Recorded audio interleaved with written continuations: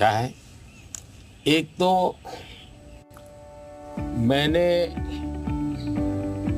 Virus के खिलाफ ये लड़ाई जो है ये हम सबकी है, ये लोगों को प्रशिक्षित करने पर बल दिया। ये वायरस वर्सेस गवर्नमेंट नहीं है, ये लाइफ वर्सेस वायरस की लड़ाई है। ये पहली मेरी फिलॉसफी थी। दूसरा, मैं डे वन से कम्युनिकेट करने लगा सबसे डायरेक्ट, मेरे देश के लोगों से बात। मैं खुद सारे प्रोटोकॉल पब्लिकली फॉलो करने लगा। सब चीजें पब्लिकली मैं उदाहरण के रूप में जाने लगा लोगों के सामने। फिर मैंने कहा भाई ताली बजाओ, थाली बजाओ, दिया जलाओ। हमारे देश में इसकी बड़ी मजाक करने का प्रयास हुआ, लेकिन मुझे लोगों को विश्वास में लेना था कि भाई हमें ये लड़ाई साथ लड़नी है। जब ये विश्वास बन गया कि हमें अपनी जिंदगी बचानी है और औरों की जिंदगी बचे इसमें मदद करनी है, तो एक प्रकार से मास मूवमेंट बन गया। और उसके कारण मुझे बाद में जो भी चीज कहता था देशवासियों को, वो मुझे मदद करते। फिर मुझे क्वेश्चन नहीं करते थे कि मास्क लगाना चाहिए कि नहीं लगाना चाहिए, उनको लगता था। और लोग भी एक दूसरे को कहते थे मास्क लगाओ। तो ये जन आंदोलन बन गया। एंड डेमोक्रेटिक वे में डंडे से काम नहीं होता है। आप लोगों को एजुकेट कीजिए, उनको कन्विंस कीजिए और उनको साथ लेकर के चलिए। ये मेरा बहुत बड़ा अभियान रहा और उसके कारण मुझे वैक्सीन में बहुत बड़ी सभा, किसी ने मुझे रोका नहीं। आर्थिक रूप से मुझे बहुत बड़ा बोझ आया क्योंकि मुझे वैक्सीन बनाने में रिसर्च करनी थी। फिर विश्वास दिलाना था कि यही वैक्सीन चलेगी, तो मैं खुद सबसे पहले वैक्सीन लेने लग गया। और मेरी वो 95 एज की मेरी माँ थी उस समय। मेरी माँ ने भी पब्लिकली वैक्सीन लिया, तो मैंने उदाहरण करके दिखाया, तो लोगों को भरोसा पड़ा कि भाई ये जिंदगी बचा सकती है। आने वाले दिनों में मैं सर्वाइकल कैंसर को लेकर के, खास करके बच्चियों के लेकर, मैं भारत में इस बार बजट में हमारी जो साइंटिस्ट हैं उनको बजट देना चाहता हूँ। और मैं उनको कहना चाहता हूँ इसमें भी आप लोकल रिसर्च कीजिए, वैक्सीन बनाइए और बहुत ही कम पैसों में मैं मेरे देश की सभी बच्चियों का वैक्सीनेशन करूँ और किसी भी बच्ची को कैंसर की संभावना ही न रहे वो स्थिति पैदा करूँ। उस दिशा में इन दिनों में काम कर रहा हूँ। जब मेरी नई सरकार बनेगी तो मैं सबसे पहले उस दिशा में काफ़ी पैसे रिसर्च में लगाना चाहता हूँ ताकि मेरी बच्चियों की जिंदगी बचे। मैं एक इंटरेस्टिंग बात बताना चाहता हूँ। सरदार वल्लभ भाई पटेल 1930 के आसपास अहमदाबाद म्युनिसिपल कॉरपोरेशन, उस समय नगर पालिका होती थी, उसके मेयर थे। और उस समय एक एपिडेमिक की स्थिति पैदा हुई, वैक्सीनेशन करवाना था। कुछ लोगों ने रिलीजियस कारणों से उस समय वैक्सीन लेने से मना कर दिया, रेजिस्ट किया। तो सरदार वल्लभ भाई पटेल ने बड़ा कड़ाई की और कंपल्सन किया कि भाई मुझे सारे की जिंदगी बचानी है।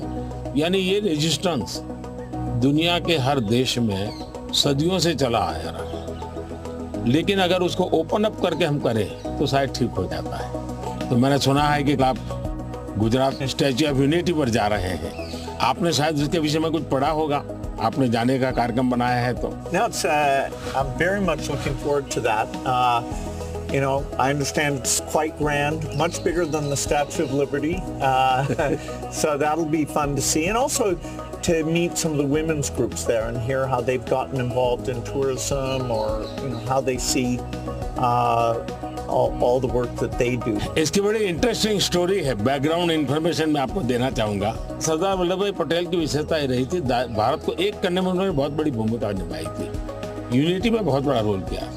तो मैं जब गुजरात का मुख्यमंत्री था, मैंने एक मास मूवमेंट शुरू की। मैंने लोगों को अपील की कि हर गांव से मुझे खेत में जो उपयोग किया है औजार, उसका लोहे का टुकड़ा चाहिए। हर गांव से एक लोहे का टुकड़ा चाहिए, और वो चाहिए क्या, जिसका कभी न कभी खेत में औजार उपयोग किया है। तो हिंदुस्तान के 6 लाख गांवों से मैंने किसानों से लोहे का टुकड़ा इकट्ठा किया, उसको मेल्ट किया और उसका मैंने स्टैच्यू में उपयोग किया है। दूसरा, मैं हर गांव से मिट्टी लाया, उस मिट्टी का मैंने एक यूनिटी वॉल बनाया है। तो हिंदुस्तान के 6 लाख गांवों की मिट्टी उसमें है और मेरा उसके पीछे स्पिरिट है यूनिटी का। हमने इतने बड़े देश की विविधताओं के बीच में एकता कैसे बनानी, उसके लिए मैंने स्टैच्यू बनाया। और स्टैच्यू ऑफ लिबर्टी से ये डबल साइज का है, ये दुनिया का सबसे बड़ा ऊंचा स्टैच्यू, और कम से कम समय में बनाया। Yeah, I hope they have a video of the construction because I'm always fascinated how do you assemble something like that? इसका पूरा एक मैंने किताब निकाला है, स्ट्रक्चरल इंजीनियरिंग का पूरा। Okay. फिर फाउंडेशन स्टोन से लेकर के अब तक टेक्नोलॉजिकल इंप्रूवमेंट कैसा हुआ, उसका डिटेल स्टोरी है, वीडियोग्राफी भी है और बुक फॉर्म में भी है।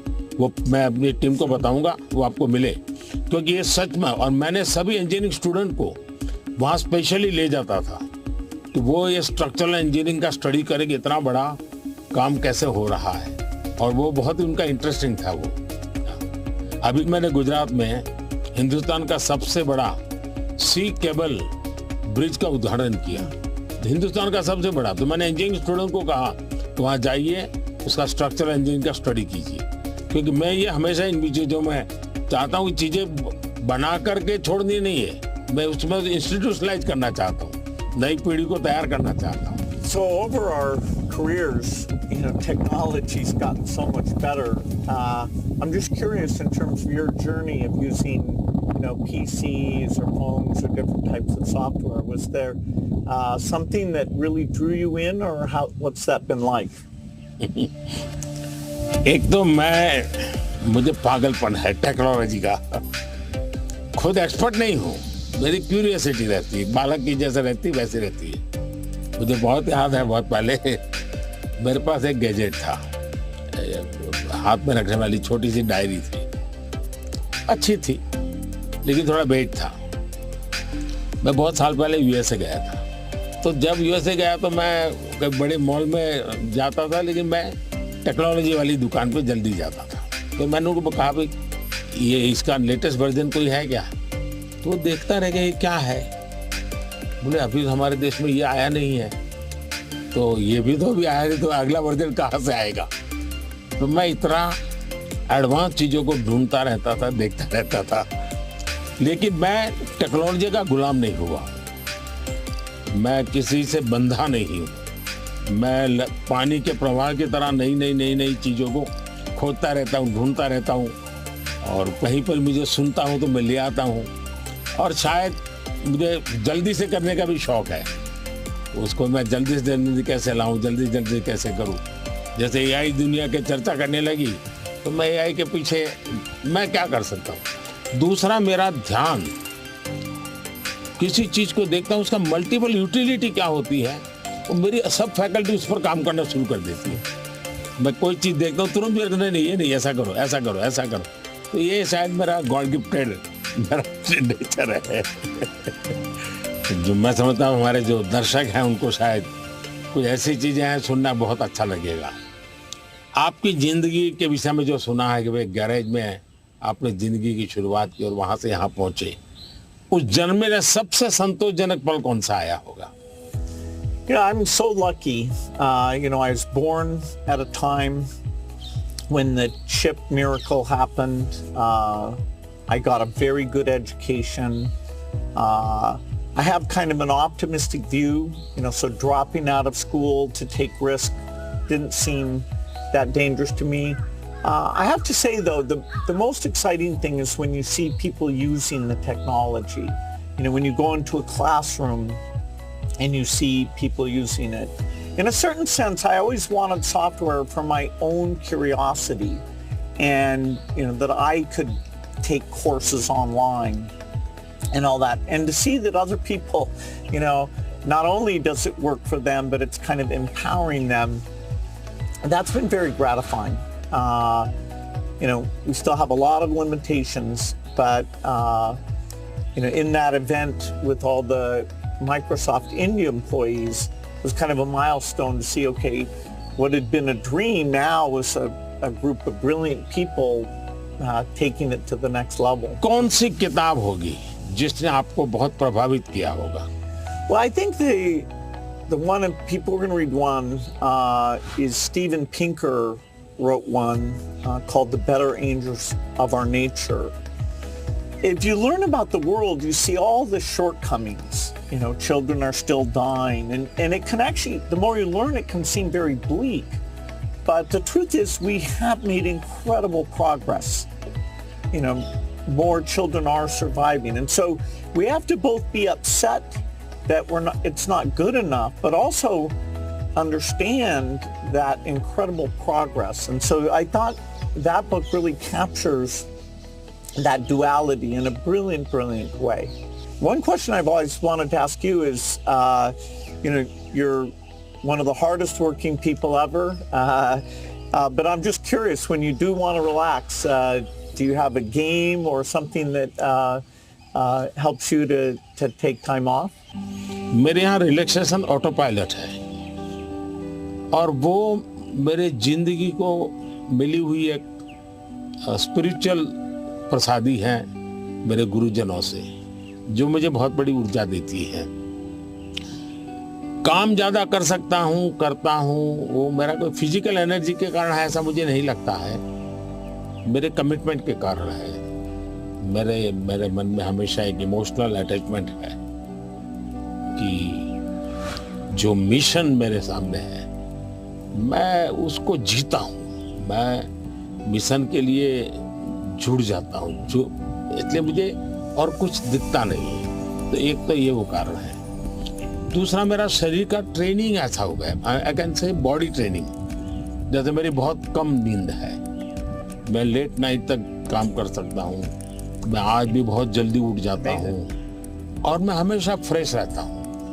और ये कारण था मेरा, जब एक कालखंड था जब मेरा हिमालयन लाइफ था, तो उसमें एक हमारी परंपरा रहती थी, जो संन्यास्त परंपरा में ब्रह्म मुहूर्त में स्नान करना, तो करीब वो 3:20 3:40 के बीच में होता है सुबह मॉर्निंग में। तो मैं उन चीज़ों से बड़ा आदी बना हुआ था, तो मेरा बॉडी एक प्रकार से ट्रेन हो चुका है और इसलिए मुझे रिलैक्स करने के लिए कुछ एक्स्ट्रा किसी चीज़ की ज़रूरत नहीं पड़ती। और उसके कारण एक कमी भी है कि मैं कोई एक्स्ट्रा एक्टिविटी जानता भी नहीं हूँ, क्योंकि मैं इसी में लगा रहता हूँ, अपने काम में नया नया करता रहता हूँ। तो ये एक अच्छाई भी है, कमी भी है। Well, we've had fantastic partnership working together, and I see many opportunities to do even more. So look forward to talking again, whether it's the next time I'm here or hopefully I'll see you in Seattle sometime. मुझे बहुत अच्छा लगा और कई विषयों पर ऐसे गप्पे मारने का मौका मिला। वैसे भी जब भी मैं आपके साथ मिला हूँ, मैंने आपका काफ़ी समय भी लिया है हमेशा, क्योंकि आप पूरी दुनिया घूमते हैं, आपके मन में गरीबों के लिए कुछ करना, न्यूट्रिशन में कुछ करना, एजुकेशन में कुछ करना, हेल्थ में करना, ये मैंने फील किया है कि आप मन से कमिटेड हैं। तो मुझे हमेशा लगता है कि आपके पास नए विचार होते हैं, नए, और आज भी आप नए विचारों के लिए उत्साहित होते हैं। आप आराम से जिंदगी गुजारना नहीं चाहते, तो इसलिए मुझे हमेशा आपके साथ बात करना अच्छा लगा है और मुझे हमेशा कुछ न कुछ जानने को मिला है, सीखने को मिला है। और मैं सोच भी नहीं सकता हूँ कि आपका राजनीति से कोई लेना देना नहीं है। मैं पूरी तरह राजनीति में डूबा हुआ व्यक्ति हूँ, लेकिन हमारे बीच में ऐसी वेवलेंथ है कि हम दोनों अगर साल में 4-6 बार नहीं मिलते तो कभी महसूस होती है। लेकिन आज आए, आप समय निकाला, मुझे बहुत अच्छा लगा। मैं आपका बहुत आभारी हूँ। Thank you. Thank you. Sir. Thank sir. Thank you. Thank you.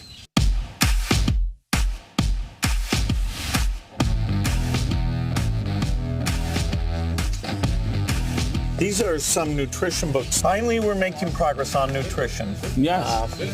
Thank you.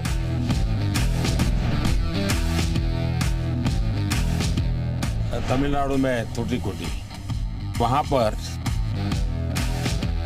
ये मोती बनाते हैं और एक प्रकार से पर्ल सिटी के रूप में जाना जाता है। बहुत बड़ा काम वहाँ के फिशरमैन करते हैं। मैं गया था, मैंने सोचा आज आपको ये दिखाऊंगा भी और आपके लिए ले जाऊंगा। Very generous. Thanks so much. Bharat में वैसे टेराकोटा एक बहुत पुरानी परंपरा है, लेकिन ये तमिलनाडु का आर्ट है। ये बहुत पॉपुलर होता है, मंदिरों में रहता है, घरों में भी रहता है, पूजा के लिए भी इसी प्रकार की विशेष चीज़ें बनाते हैं वहाँ। ये है पश्मीना स्क्राफ्ट है और ये हमारे यहाँ बहुत ही पॉपुलर है कश्मीर में। ये केसर है ये भी कश्मीर का है।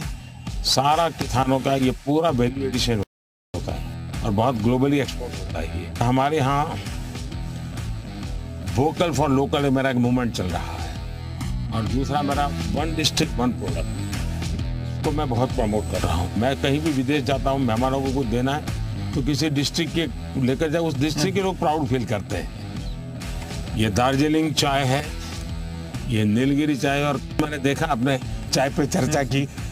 That was fun. Yeah. और ये सारी वन डिस्ट्रिक्ट वन प्रोडक्ट में बहुत ही पॉपुलर हो रहा है आजकल।